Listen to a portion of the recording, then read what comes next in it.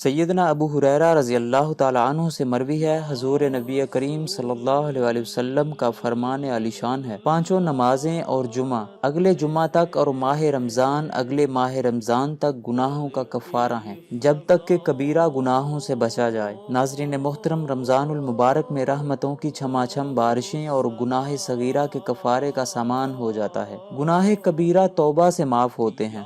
توبہ کرنے کا طریقہ یہ ہے کہ جو گناہ ہوا خاص اس گناہ کا ذکر کر کے دل کی بیزاری اور آئندہ اس سے بچنے کا عہد کر کے توبہ کرے۔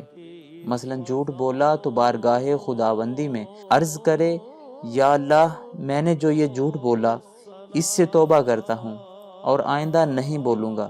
توبہ کے دوران دل میں جھوٹ سے نفرت ہو اور آئندہ نہیں بولوں گا کہتے وقت دل میں یہ ارادہ بھی ہو کہ جو کچھ کہہ رہا ہوں ایسا ہی کروں گا، جبھی توبہ ہے۔ اگر بندے کی حق تلفی کی ہے تو توبہ کے ساتھ ساتھ اس بندے سے معاف کروانا بھی ضروری ہے۔ سیدنا عبداللہ بن مسعود رضی اللہ تعالیٰ عنہ سے روایت ہے کہ محبوب رحمان کا فرمان رحمت نشان ہے، رمضان شریف کی ہر شب آسمانوں میں صبح صادق کے وقت ایک منادی یہ ندا کرتا ہے، اے اچھائی مانگنے والے مکمل کر، یعنی اللہ تعالیٰ کی اطاعت کی طرف آگے بڑھ اور خوش ہو جا، اور اے شریر شر سے باز آ جا اور عبرت حاصل کر۔ ہے کوئی مغفرت کا طالب کہ اس کی طلب پوری کی جائے، ہے کوئی توبہ کرنے والا کہ اس کی توبہ قبول کی جائے، ہے کوئی دعا مانگنے والا کہ اس کی دعا قبول کی جائے، ہے کوئی سائل کہ اس کا سوال پورا کیا جائے۔ اللہ تعالیٰ رمضان المبارک کی ہر شب میں افطار کے وقت 60,000 گناہ گاروں کو دوزخ سے آزاد فرما دیتا ہے، اور عید کے دن سارے مہینے کے برابر گناہ گاروں کی بخشش کی جاتی ہے۔ ناظرین محترم، اللہ تعالیٰ کی عنایتوں اور بخششوں کا تذکرہ کرتے ہوئے ایک موقع پر سرکار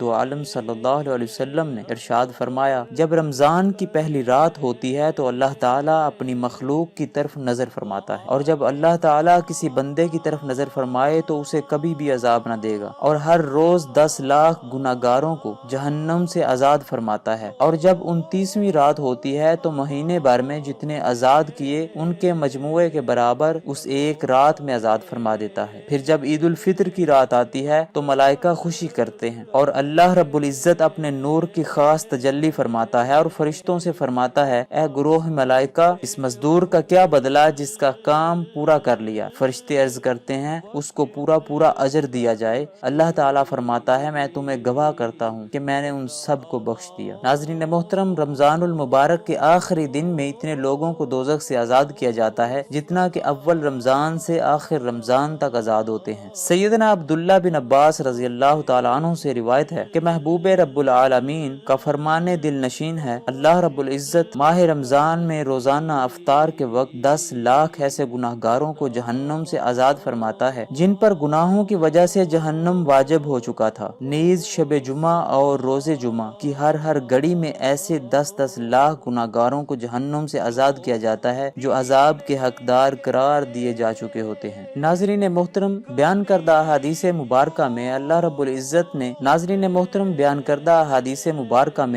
العزت کے کس قدر عظیم الشان انعام و اکرام کا ذکر ہے۔ رمضان المبارک میں روزانہ 10 لاکھ ایسے گناہ گاروں کی بخشش ہو جایا کرتی ہے جو اپنے گناہوں کے سبب جہنم کے حقدار قرار پا چکے ہوتے ہیں۔ اس کے علاوہ شب جمعہ اور روز جمعہ کی تو ہر گھڑی میں 10 لاکھ گناہ گار عذاب نار سے آزاد قرار دیے جاتے ہیں۔ اور پھر رمضان المبارک کی آخری شب کی تو کیا خوب بہار ہے کہ سارے ماہ رمضان میں جتنے بخشے گئے ہیں اس کے شمار کے برابر گناہ گار اس ایک رات میں عذاب نار سے نجات پاتے ہیں۔ اے کاش اللہ تعالی ہم گناہ گاروں اور بدکاروں کو بھی ان مغفرت یافتگان میں شامل کر لے۔ آمین بجاہ النبی الامین۔